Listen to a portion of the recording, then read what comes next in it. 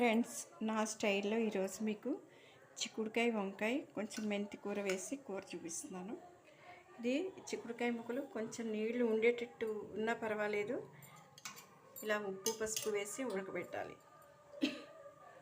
వంకాయ ముక్కలు ఇప్పుడే కోసాను, వెంటనే వేస్తాను కాబట్టి నీళ్ళల్లో వేయలేదు. ఆ నీళ్ళు ఉంటాయి కదా, అవి ఇవి కలిస్తే జోరు అయిపోతుంది కూర, అందుకని. తర్వాత మెంతి ఆకు, డ్రైడ్ మెంతి, ఇది కూరపొడి, ధనియాలు, మెంతులు, జీలకర్ర, ఆవాలు అన్నీ వేసి చేసింది ఇది. ఇందులో ఒక నిమ్మకాయ, దీనికి పోపు ఏం వేయక్కర్లేదు, అందుకని ఇంకా ఇది వేసేసి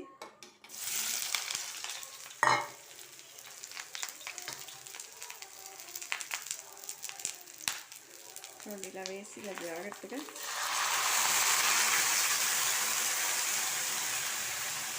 అలా నీళ్ళు పోసేయాలి.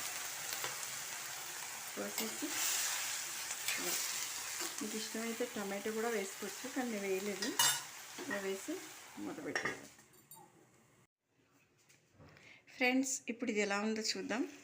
వావ్, ఉడికిపోయింది కదా.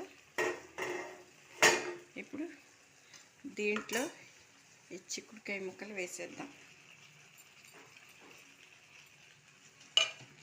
వేసి అంటే చిక్కుడుకాయకి ఇది కానీ కొబ్బరి, పెసరపప్పు, వంకాయ అంటే ఇంకా ఇదొక సూపర్ కూర అన్నమాట ఇది వంకాయ. ఇది వేసాక ఇందులో ఈ మెంతి ఆకు వేసేయాలి, తర్వాత కూరపొడి వేసేయాలి, ఇంకా తర్వాత ఇలా వేసాక మన ఇష్టమైన వెజిటబుల్స్ వేసుకోవచ్చండి. కాకపోతే కొంచెం నూనెలు, పెరుగులు అలాంటివి కలపకూడదు తప్ప. నిమ్మకాయ,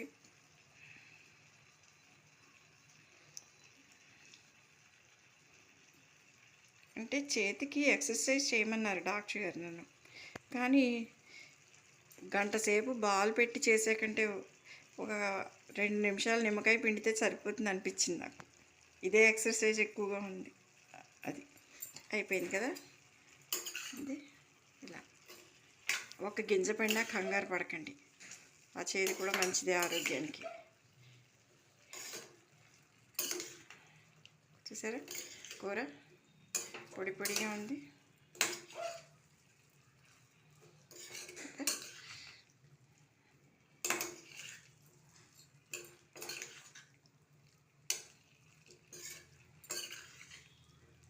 అయిపోయింది.